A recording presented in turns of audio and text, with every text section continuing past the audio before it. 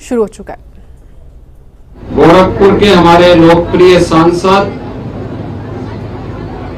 श्री रविकिशन शुक्ला जी,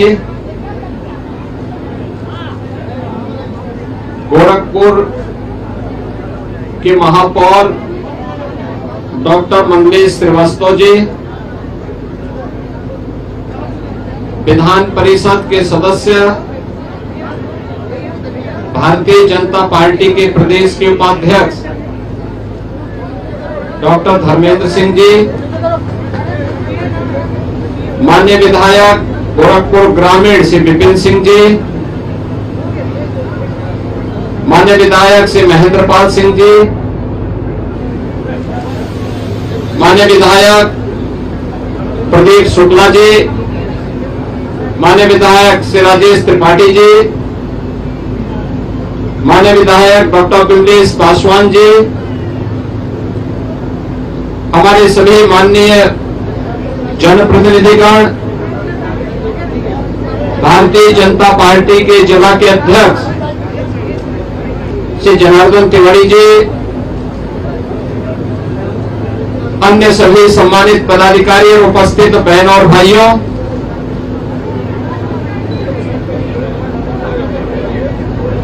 देश के लोकतंत्र को जब कांग्रेस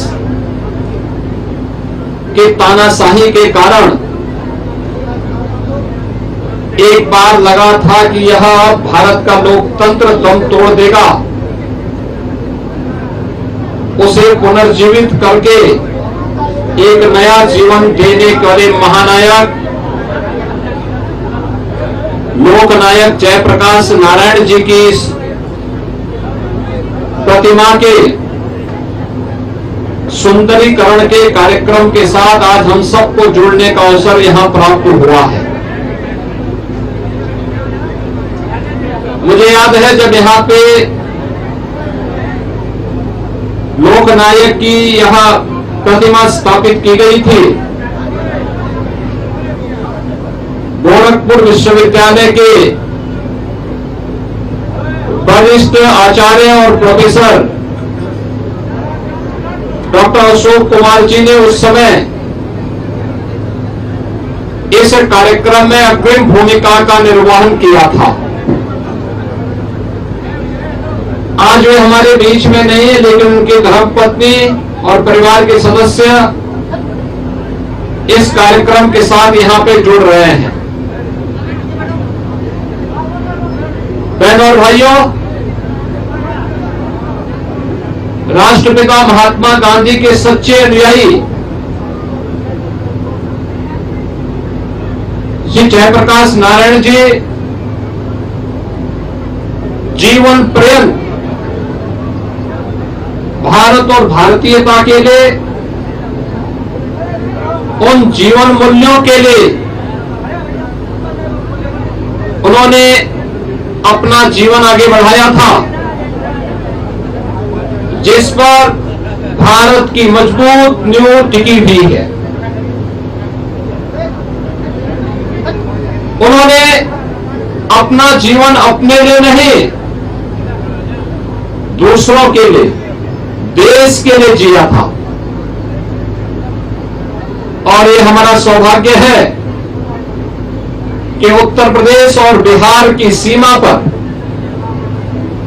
जो गांव है सिताब प्यारा, मां गंगा और मां सरयू का संगम स्थल गांव है, उस गांव में ही लोकनायक जयप्रकाश जी का जन्म हुआ था। अंतिम समय तक उस गांव से उनका जुड़ाव रहा और उन्होंने 1977 में अपने गांव में एक स्वास्थ्य केंद्र निर्माण की भी मांग की थी और अंतिम समय में ये मांग की थी कि उस स्वास्थ्य केंद्र का नाम उनकी धर्मपत्नी प्रभावती जी के नाम पर रख दिया जाए। लेकिन पिछली सरकारें जिन्होंने जयप्रकाश जी के नाम पे सत्ता तो हासिल की, लेकिन यह नहीं कर पाई।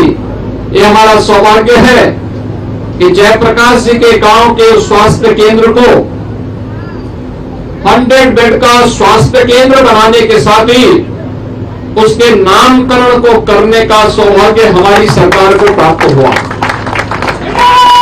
मैं गोरखपुर के जिला प्रशासन को, विकास प्राधिकरण को, नगर निगम और उन सभी संस्थाओं को इस बात के लिए धन्यवाद दूंगा कि जयप्रकाश जी की इस स्मृति को जीवंत बनाने के लिए इस चौराहे का चौड़ीकरण के दौरान जब मूर्ति को पुनर्स्थापित करने की बात आई तो उन्होंने उसे बेहतरीन सुंदरीकरण के एक केंद्र के रूप में आज यहां पे बदला है।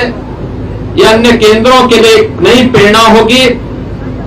आज के इस अवसर पर सभी लोकनायक जयप्रकाश जी के इस चरणों में नमन करते हुए मैं विनम्र श्रद्धांजलि अर्पित करता हूं और इस पूरे अभियान के साथ जुड़े हुए सभी संस्थाओं को हृदय से धन्यवाद देते हुए स्वर्गीय डॉक्टर अशोक कुमार जी को भी मैं विनम्र श्रद्धांजलि अर्पित करता हूं, जिन्होंने जयप्रकाश जी की इस प्रतिमा को यहां पर स्थापित करने के इस अभियान की अगुवाई आज से 1 दशक पूर्व की थी। आज उनकी आत्मा भी इस नए सुंदरीकरण के कार्यक्रम के बाद प्रफुल्लित हो रही होगी। इन्हीं शब्दों के साथ आप सब इतनी भीषण गर्मी के बावजूद इस कार्यक्रम के साथ जुड़े, विकास के प्रति आप लोगों ने रुचि ली। नए भारत के नए गोरखपुर में आपके द्वारा जो उत्साह और उमंग का माहौल बनाया गया है, मैं इसके लिए आप सबको भी हृदय से धन्यवाद देता हूं। धन्यवाद। जय हिंद। मुख्यमंत्री ने दरअसल आज जेपी नारायण की प्रतिमा का अनावरण किया है और मुख्यमंत्री की ओर से कहा गया कि मैं जेपी नारायण के चरणों में नमन करता हूं। जेपी नारायण की प्रतिमा स्थापित करने की पहल 10 साल पहले हुई थी, ये सीएम ने कहा। गोरखपुर में संबोधित कर रहे थे खास अवसर पर सीएम योगी आदित्यनाथ। सीएम योगी ने संबोधन के साथ ही जेपी नारायण की प्रतिमा का अनावरण भी किया है आज।